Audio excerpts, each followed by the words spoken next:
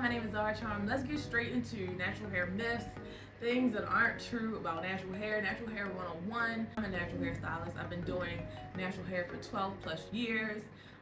I guess I'm gonna show some hair pictures right here so you can see my work. I've been doing this for a long time.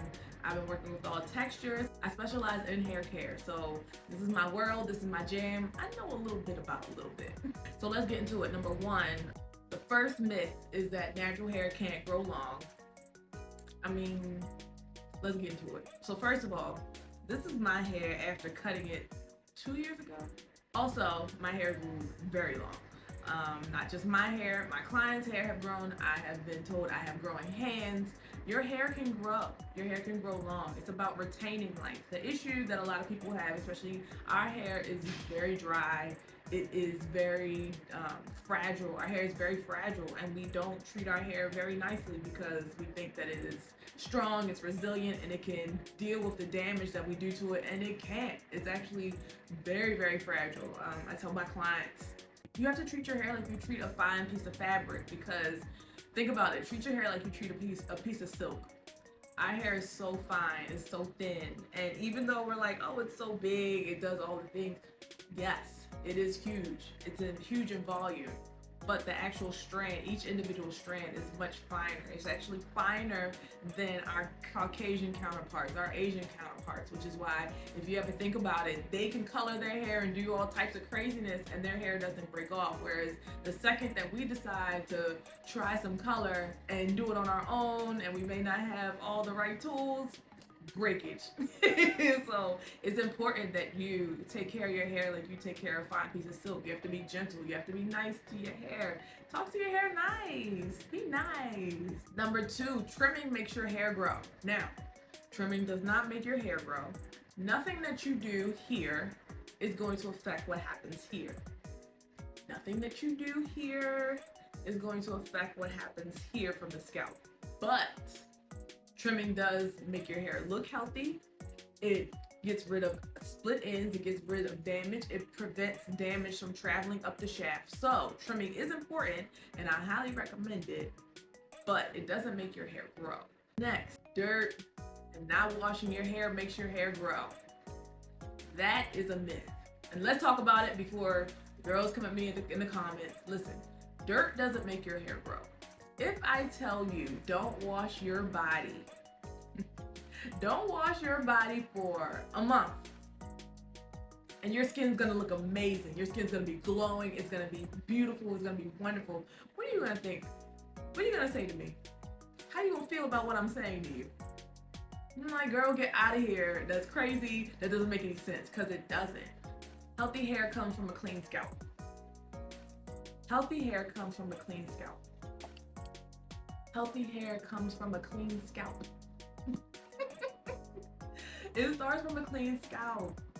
Healthy skin comes from a clean scalp. Your scalp is skin. Healthy skin comes from a clean scalp. Your scalp is skin. You get your wash, when you shampoo your hair, when you condition your hair, you are also stimulating hair growth by increasing the circulation, right? So circulation is what helps hair grow. Blood circulation, movement, things like that. That helps hair grow. So it's important for you to make sure that you are getting all of that residue and dirt off your scalp, because guess what? Fungus grows in the scalp too. Fungus, yes. It's not healthy. Get it out of there. Weaves make your hair grow. Listen, weaves, protective styles in general, do not make your hair grow. What they do, wait a minute, don't come at me. Let me say it. They help retain length because your hands aren't in it. If you struggle with growing your hair while it's loose, protective styles, weaves, braids like that can help retain length because you are not constantly manipulating it. But if you have a great stylist, and if you learn the technique yourself, you can also retain length with loose hair. I want to take a minute for you to stop and check out ZarahCharm.com. If you are enjoying this content and if you want more, be sure to check out our natural hair section. Click on it and you will get to scroll down, get the scrolling, and look right there. You can get all natural hair stuff directly in your inbox. Be sure to subscribe to our newsletter and our hair courses. If you're ready to step your hair game up, check out these natural hair classes taught by a natural hair stylist. Okay, back to the video.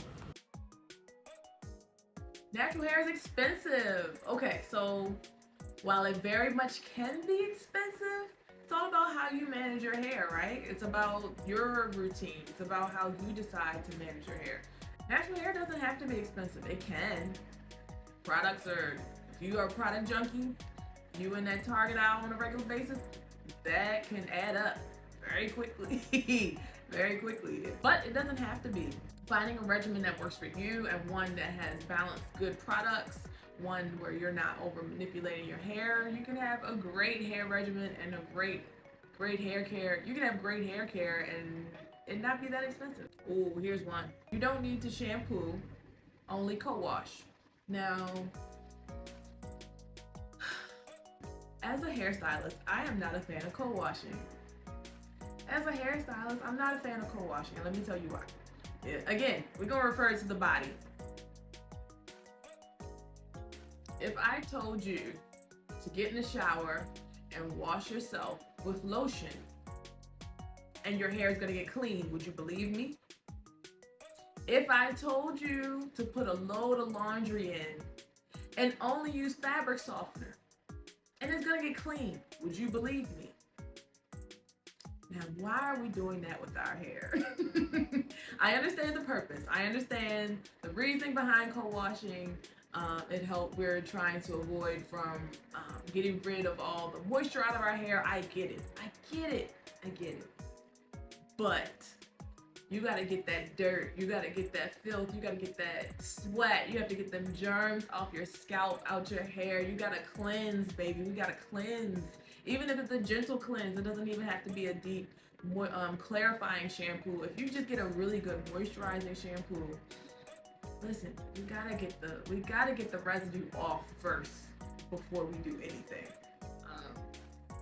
Yeah, please, please get that dirt off first. The next one is oils moisturize hair.